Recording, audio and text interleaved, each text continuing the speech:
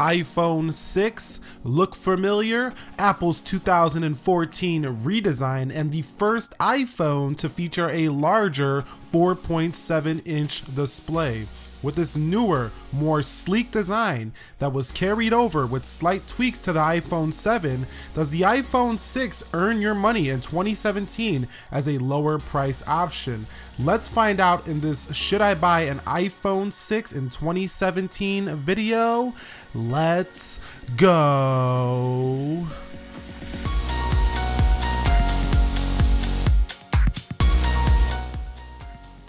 So let's begin with the key specs of the iPhone 6. 4.7-inch Retina display that's 1334 by 750 or 326 pixels per inch, an 8 megapixel 1080p camera, 1 gigabyte of RAM with an Apple A8 CPU, and an 1810 milliamp hour battery. So how does that all translate to the real world? Well, the iPhone 6 in 2017 performs pretty well. I wouldn't say it's blazing fast, but it's definitely faster than a lot of budget Android phones in the same price point. Now, you do get Apple's iOS 10.2.1, and you could run all of the latest applications here. And using this in an iPhone 7, for example, you're not going to notice too much of a difference in day-to-day life. So respectable performance in 2017. Now, that display is a Retina display, 326 pixels per inch, and it's plenty sharp, and actually, it's a little bit cooler temperature than the 7, but it's actually the same exact resolution, the same sharpness, and you're not going to notice hardly any difference. So the display is still a win here in 2017. Now, build quality with this 6000 series aluminum has received a lot of flack in the past for its bend gate, and it's just its durability issues. And I find the iPhone 6 not to feel quite as durable as the newer iPhones, and it doesn't even feel quite as durable as the iPhone 5S. There's a little gap between the display and the body, and it doesn't feel nothing like the 7000 series aluminum on the 6S Plus. So build quality, I'm going to give it an 8 out of 10. It's pretty strong overall. It's respectable, but it's not, amazing build quality on the 6, and that's where they really improved on the 6S and the 7. So build quality is decent on the iPhone 6. Now, price is one area where the iPhone 6 is a bargain right now. You can find most of these under $300, and you can find a lot of SEs at the same price, but if you want a larger iPhone at an affordable price point, the iPhone 6 came way down in the price point. Now, the iPhone 6's battery life is hit or miss in my experience. Using the iPhone 6, you're going to notice that you will get through a day if you're a light user. If you're a heavy user, you're probably gonna have to put this on charge by about 6 or 7 o'clock p.m. in the daytime, or you could say the evening time. But overall, battery life is okay. If you use it heavily, like camera, video, and things like that, be having a charger around you. It's only an 1810 milliamp hour, and camera is going to be the real drainer here for the battery life on the iPhone 6, as well as GPS and location. But speaking of that camera is pretty strong still here in 2017.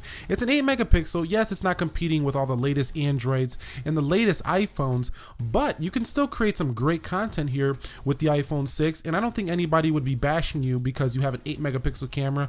Nobody would even notice a difference, and it does shoot in at 1080p at 60 FPS, which was new to the iPhone 6, and that's pretty smooth video. That means that you're gonna have very smooth frame rates when watching someone's content who's shot on an iPhone 6. Just make sure you get your lighting right, and you also have 240 FPS slow-mo, so great slow-mo here on the iPhone 6. Now, in terms of that camera, you can also shoot with that volume button up on the top side or the left side of the device, so that's pretty cool stuff. But let's take a look at these samples here now.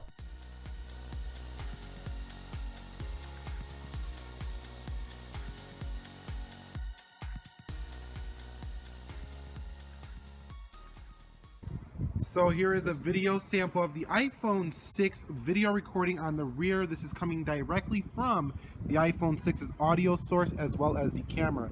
You see it came out of focus when you get close due to its aperture, but it did come back into focus here. So you guys go ahead and judge what you think of the camera quality of the iPhone 6 here based on this sample. So in terms of portability and pocketability, this is where the iPhone 6 shines pretty well. It's not a tiny phone, but it's not a huge phone like the iPhone 6s Plus or the Plus variants of iPhone. You can see it'll slip right into most people's pockets, whereas if you bought the Plus model of this device, it will not slip in very easily and will take up a big chunk of space. So portability is pretty strong here on the iPhone 6, not better than the SE, but it's pretty strong. Now, in terms of that fingerprint scanner, this is a first generation Touch ID scanner and it's pretty respectably quick. I wouldn't say it's blazing fast, but it works every time and it's one of the better fingerprint scanners in the industry. Now, you're always going to get software updates on the iPhone 6 for at least the next couple of years. I would say at least 2 to 3 more years on the software updates, and we will be covering all those updates on the channel. So if you're getting an iPhone 6, subscribe to the channel so you can stay updated on your iPhone 6. So should I buy an iPhone 6 in 2017? This is a question I asked myself, and you might be asking yourself this as well. Well, with the modern design here on the iPhone 6 here, it's respectable performance here in 2017 that allows you to run all of the latest applications pretty much on your iPhone 6, and it performs pretty well. Decent multitasking, you can get things done here, and also a camera that can create some solid content here in 2017. And if you know what you're doing with this camera, most people will not be able to tell you're using an iPhone 7 or an iPhone 6. Guaranteed updates for at least a couple more years. The iPhone 6 is a recommend if you are on a budget and you do not want the smaller iPhone SE. So that's pretty much my assessment. If you don't want the SE, you want a bigger iPhone on a budget, get the iPhone 6. You will not be disappointed. Now, that pretty much wraps this video up. If you enjoyed it, click the like button for me. Subscribe to the channel for more technology videos like this. This was Nick here helping to master your technology. I will catch you all in the next one. Be sure to be well and peace.